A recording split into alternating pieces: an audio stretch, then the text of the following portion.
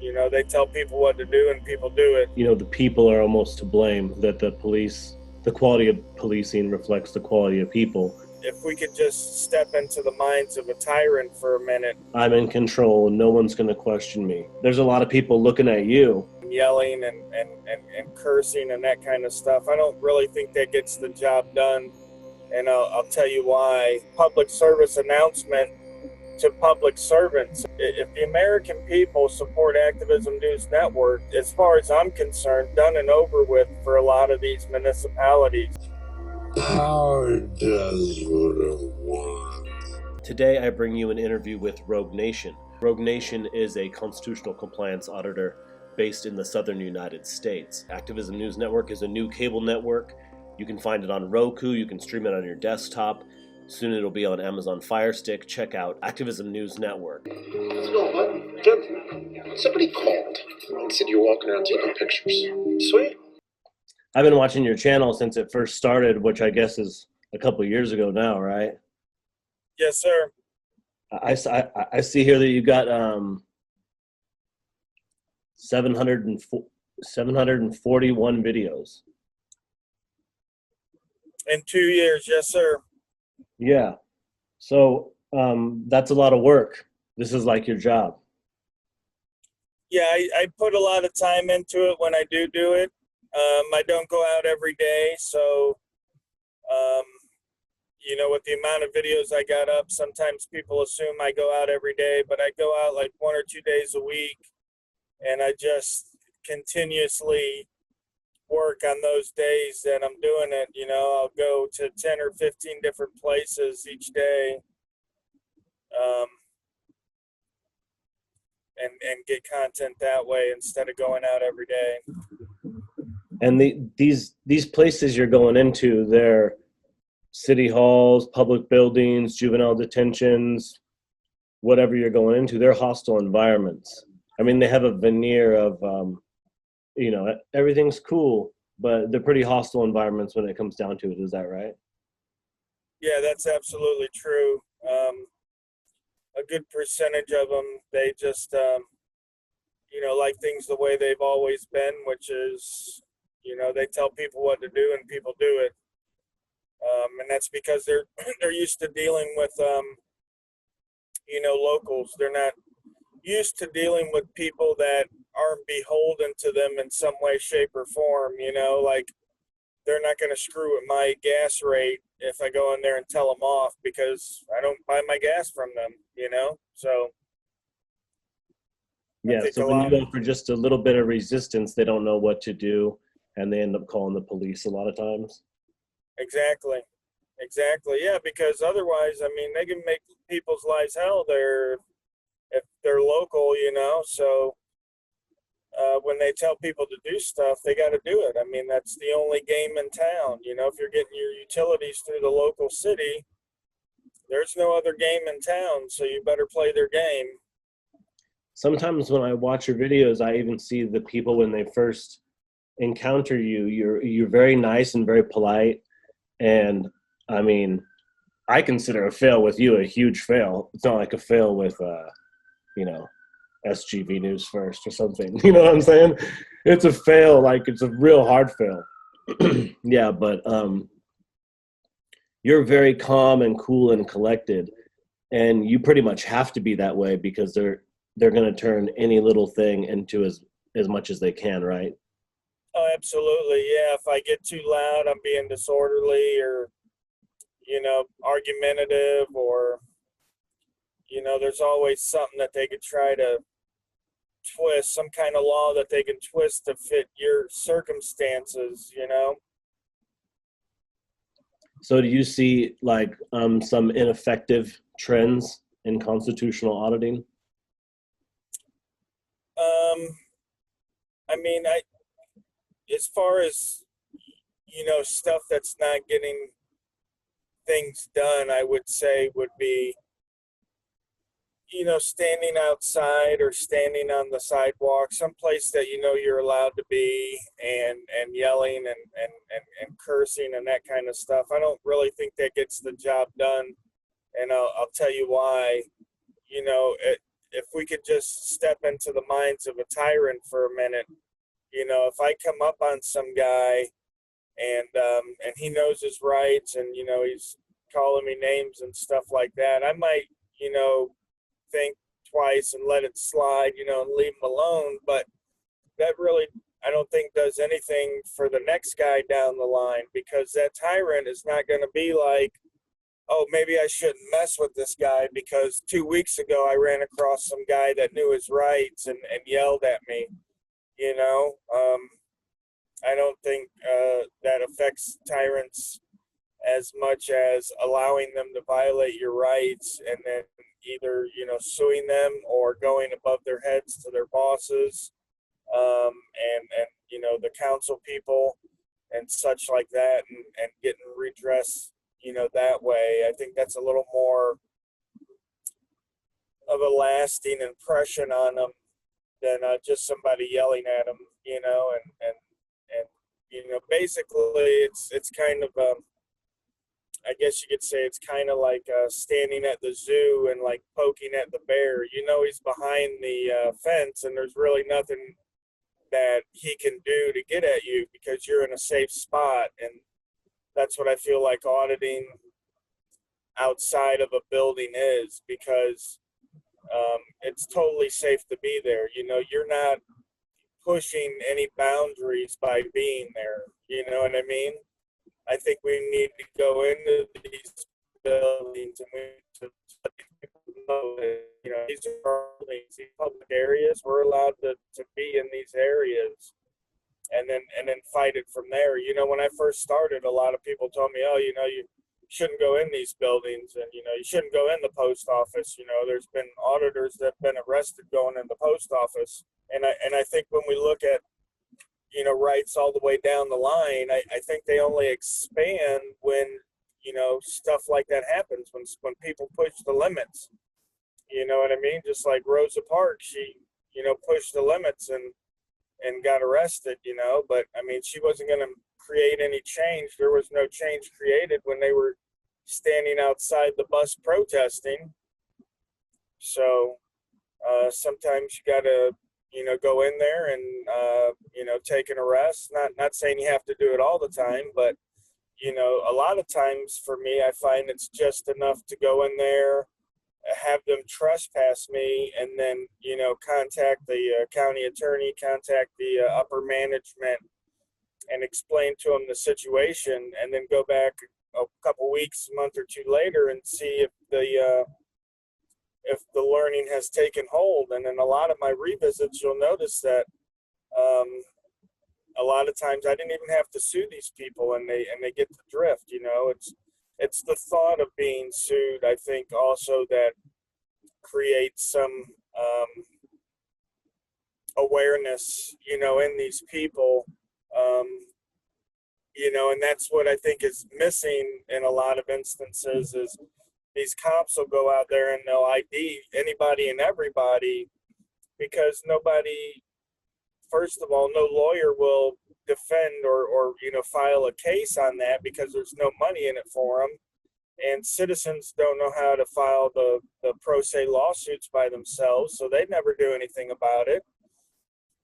And so these officers are emboldened to just go out there and ID whoever they want. But if there was a thought in the back of their head that said, hey, this guy might sue me if I, try to ID him unlawfully, I think we'd see a lot less unlawful detainments, a lot less unlawful IDs. So I always tell people, I might create a little bit of change out here, but the big change comes when everybody stands up, and starts taking matters into their own hands and redressing their government, Yeah, that makes me think of the people are almost to blame, that the quality of policing reflects the quality of people. And I think it would almost be the same, even without a lawsuit, even if an officer in the back of his mind had it that, this person might resist, this person might assert constitutional rights, they might be more assertive. I don't think they would be so pushy, but they get trained by the public, who, let's the police walk all over them. I could imagine them, I think the number one call here in Seattle is trespassing. So basically the police, they drive around all day long. The majority of the calls are trespass calls, or like lots of calls where they deal with the homeless or people who have low self-confidence. And so they're just in the mind state of, I'm in control and no one's going to question me. And that's when, I guess, when they walk up to you, they start twitching pretty soon. Yeah, they're twitching. They're like doing all these weird behaviors. I think it's pretty fascinating.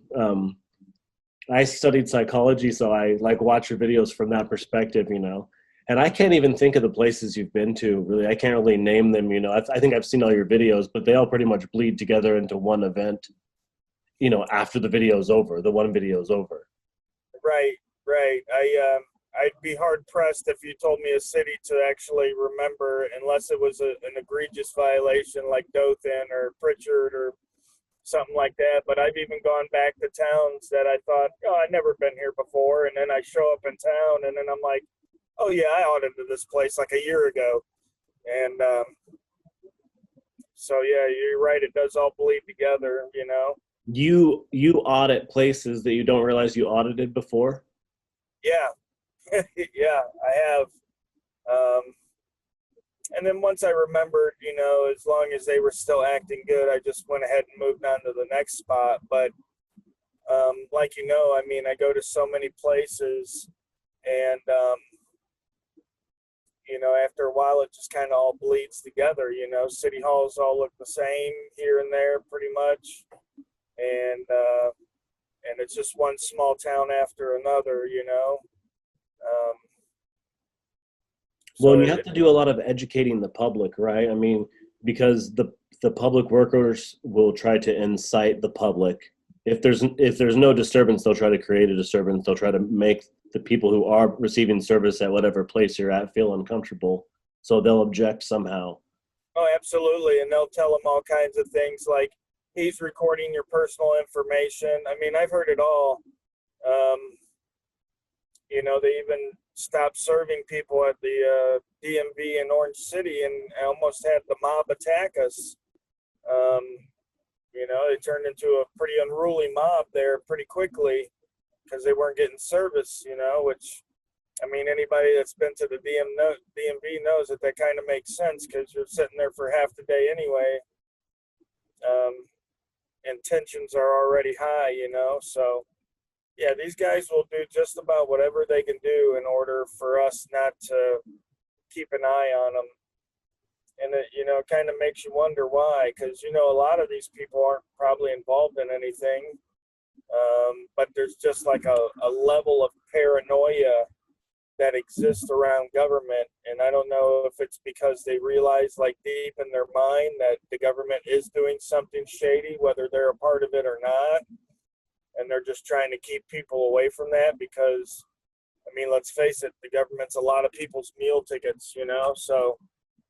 Sometimes I think it's just because they're lazy and they don't do anything all day, or they kind of milk the clock all day. They're on basically government welfare. And so the camera kind of makes them self-conscious about that fact. Exactly. Yeah, I'm a big, believer in that line of thought as well, that, they're afraid we're going to catch them on Facebook or, slipping off doing something that they shouldn't be doing.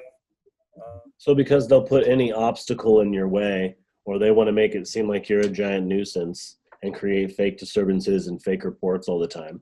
Well, I had the impression somehow actually that people ask you to do something and you say no, and then they end up just having to call the police because they don't know what else to do.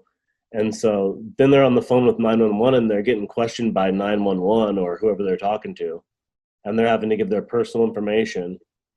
And then it's like this slow process of like, I'm on the phone with the police and they're asking me about an emergency and I'm not calling about anything really.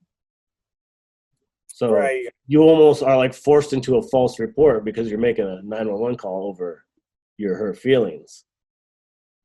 Right. And a lot of people mistakenly think that, you know, people aren't allowed to record without people's permission. I don't know where that myth got started. And it goes against, I mean, common sense. We see it every day in the news and celebrities, and it just, it doesn't make any sense, but yet people are holding fast to that. And it's not like a minority, it's like the majority of people out there feel that there's some kind of privacy out in public. It baffles me. Yeah, I bet. As someone who's doing what you're doing for a living, I mean, it's unbelievable. Really, people can be surrounded by cameras, and then if they see a man holding a camera, they're ready to call the police and make up a whole bunch of lies and have them thrown in a cage. So you've actually chosen to wear a mask in your videos because, as we already talked about, you know, they'll make you jump through as many hoops and all this kind of stuff. They're going to deny you for any reason. So Right. you've actually made a choice just to kind of get over on them and wear the mask.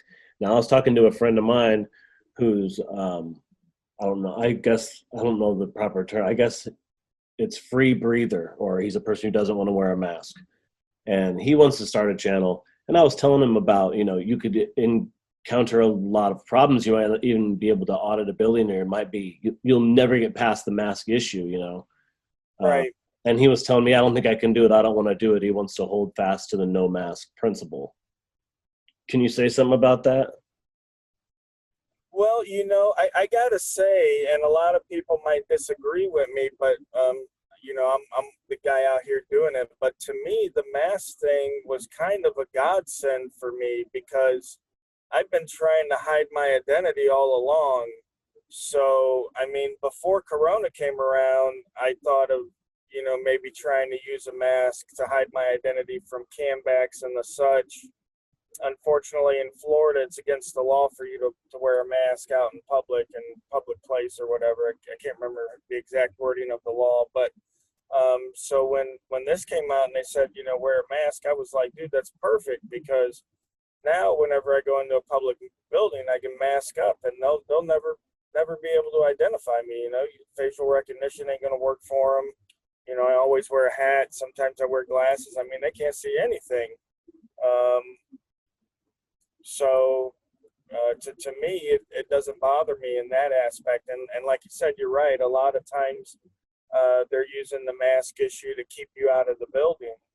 Um, and again, because it's so new and it's not really been litigated a lot, I mean, you could, you know, think you're right and go in and without a mask and get trespassed. And, you know, once you're in court, you know, it could turn out to be a totally different thing and you could be, you know, facing probation or something. So,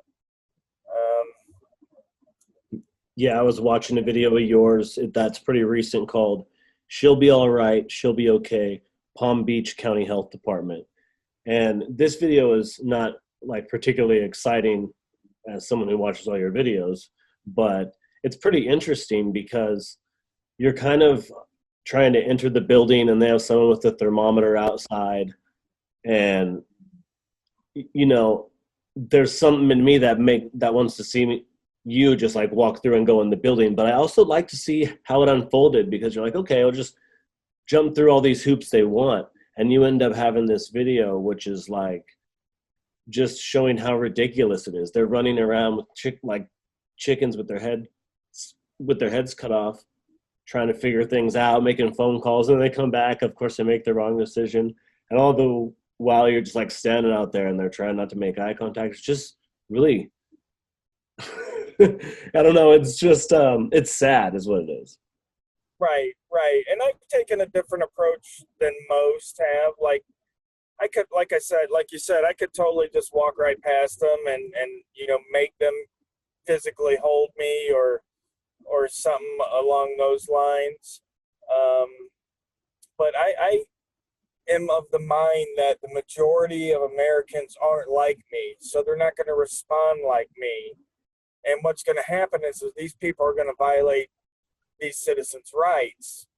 Now, if they know my rights and they know, I'm standing firm, then a lot of times they won't try to violate them. But if I'm just some Joe Schmo that just happens to have a camera, then they're going to try to violate my rights, and I allow that, and that's what I'm there for. If I feel that if they're going to violate rights, I'm much more comfortable with them violating my rights than violating some 19-year-old girl's rights that has no clue how to redress her government. You know what I mean? So if they want to be a tyrant, I'm like the tyrant punching bag. Okay, go ahead and throw a couple of punches at me, tyrant, and I can take them better than the 15-year-old boy that was walking down the road making musicallys and they arrested him a couple months back or whatever. But so and I tell people, a lot of times they want to see redress for their grievances, but if there's no violation of rights, if the cop's just an asshole or whatever, I mean, yeah, you can write a complaint, but I mean, that's really not going to do anything, if much, So I think it's important for us as auditors to allow this stuff to happen so that way we can document it and we can get it addressed. And so that's what I like to do. And we're going to be stepping it up. I got trial tomorrow out in Pritchard, Alabama. As a matter of fact, we're crossing the bridge into Mobile right now. And I've got trial out here in Pritchard, Alabama tomorrow. So after Pritchard, I'm going to do an update, and I'm going to make a video for Activism News Network about what I see as the next step and the future from going forward, and what people can expect from us, and what the public servants are going to expect, because it's going to be sort of like a public service announcement to public servants. And I'm gonna lay it out for them. I'm gonna lay out what it is that I'm looking to do, and I'm gonna lay out how that they're going to garner my attention, and I guarantee you by this time next year, a lot of municipalities are not going to want to see me or my guys coming into their town, because it's going to, if the American people support Activism News Network, I mean, it's pretty much, as far as I'm concerned, done and over with for a lot of these municipalities. I mean, I'm ready to go in and set up shop, even to the point of moving to places and sitting there with a camera all day long. You know what I mean? Like, we're ready to go. We'll pull every record that town ever created. We'll hire forensic accountants. I mean, we're ready to rock and roll. We're ready to turn it up a notch and let these guys know that this shit ain't going to be tolerated anymore. We're tired of it. We're tired of being treated like shit. We're tired of not getting answers from the people we pay. We're just tired of it, man. Yeah, it would be great if we could get this to go mainstream a little bit and get more people involved. Even though, I'm sure constitutional auditors are like gremlins, in the water. I mean, Yeah. they're sprouting up every day, and there's a lot of people looking at you and saying, well, I want to be like Rogue Nation, or I want to do something like Rogue Nation, because you're the guy who people look at. Now, I kind of see a lot of these constitutional auditors coming out, and I almost think maybe they have an interest that's more driven by like confidence training. And I think there's an overlap, because there's a crisis, kind of a crisis of masculinity and femininity. And, people can't assert themselves like we were talking about, the general public. So I just see this overlap between government accountability and individual and confidence training for individuals, because I can kind of see that in some of the people that come out. Right, absolutely. I think you're right.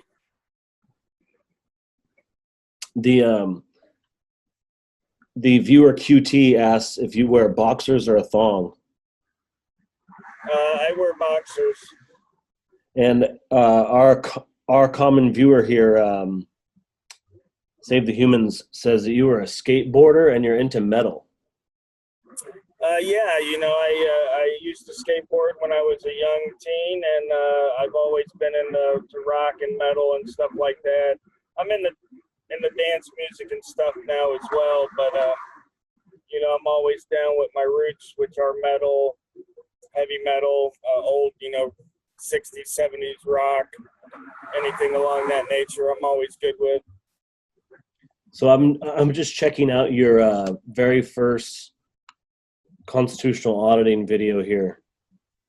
Ah, Done at Ocala. Ocala City Hall, and I got like 2 more minutes left on the video, but I mean, almost like immediately you come in and you're like right in the middle of it. It's kind of funny.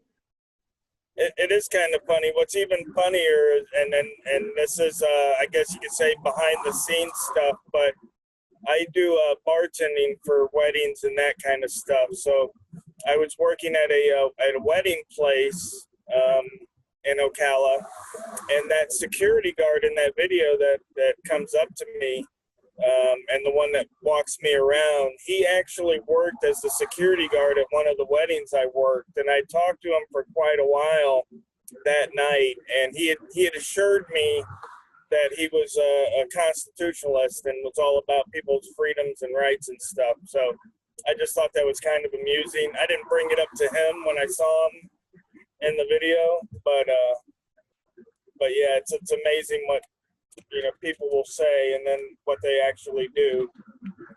Absolutely. So, is there anything else we should know about this Activism News Network on Roku? Just go and sign up, right? If you have Roku, or you can watch it another way. Yeah, you can watch it on your desktop, but we are also getting ready to launch the Fire Stick and the Android TV platform.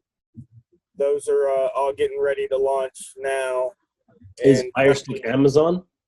Yes, Fire Stick is Amazon, and then the Google's Android TV. I'm in the tunnel now going through Mobile. I don't know if I'll lose you or not, but yeah. So like I was saying, by the middle to end of February, we should be on Android and iPhones, and we should be on Roku, Fire Stick, and Android TV, as well as desktop and laptop. So, I mean, there's plenty of ways for people to watch us as far as that goes. But, I've always thought and I've always said that the most exciting part of all of it is that we'll take and donate to doing workshops for citizens for free on their rights and stuff like that. So just before I let you go, I think we're almost at our time here, but I got a couple questions from the internet for you. One person asks, when did you become the general? Do you know what that means? Yeah, well, I'm a major right now, Right. and I'm waiting to become a general until we succeed with this network, and we're actually putting money back into the community in the form of workshops, because then I'll feel that my job is at such a level that I would actually deserve even an honorary title such as that. Yeah. I was captain for 2 years, and I put in a lot of work, so I figured it was time for a promotion. I like major though. Has a nice ring to it. Yeah. Well, this whole genre, it's blowing up. It's getting bigger and bigger, but I think it can get really big. I've been following it for a couple years, probably 8 years now. Even before people were doing things that weren't. It was basically constitutional auditing, but it wasn't called that.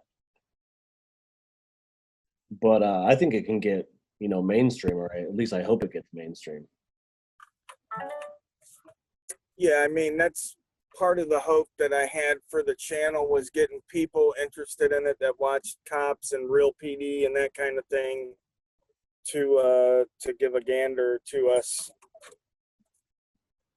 Yeah, well, I definitely appreciate all your work and your service out there. I know, I've done a little bit of it myself, but nothing like you. I can tell the amount of work you're putting in is immense. and with public records and dealing with all these idiots all the time. You know, thank you, and you're doing a great job. Like I feel honored to just watch your channel. Well, I feel honored that somebody's watching my channel. Oh, I mean, if you ask me, your channel should have, you know, like I don't know, what do you have, 60,000 subscribers or something like this? I think it's like 58 or something now. Okay, well, I mean, you know, as someone who's been watching this a long time and watching tons of different channels, and you know, for me, when I'm watching videos for Cameras Everywhere or something, I'm never looking. Usually, you're never looking for anything like Rogue Nation, because Rogue Nation is too big of a channel, and you know, everyone's going to see the content on Rogue Nation. So you're looking for, like, because Cameras Everywhere has 38 or 39,000. So I'm looking for a channel with like less than 1,000 subscribers, or a brand new channel. I found one with 1 subscriber yesterday, Sunshine Auditing. Right. And, you know, I can usually push maybe 200 or 300 subscribers over to a channel from Cameras Everywhere, and that's about it. A channel like San Joaquin can push thousands of subscribers over to these new channels. Right. But these new channels are everywhere, and it's pretty crazy. I bet you don't get a chance to see, like, to sit down and actually watch a lot of these new channels coming out, do you?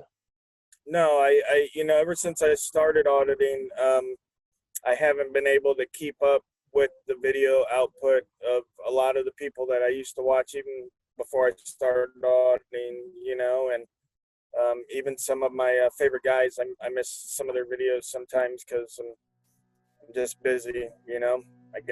I still work the same job I've had for 14 years. I got a wife and 2 little girls at home, you know, and so it's busy. But, you know, I try to prioritize, and I try to schedule everything so that it fits nicely, and that I can do everything in a certain amount of time, you know. All right. Well, thank you very much for coming on and talking with me. You got it, buddy. All right. Later, guys. Until next time, thank you for watching Cameras Everywhere. Beware enemies of the people, and remember, police fear the law. Have a great day, okay?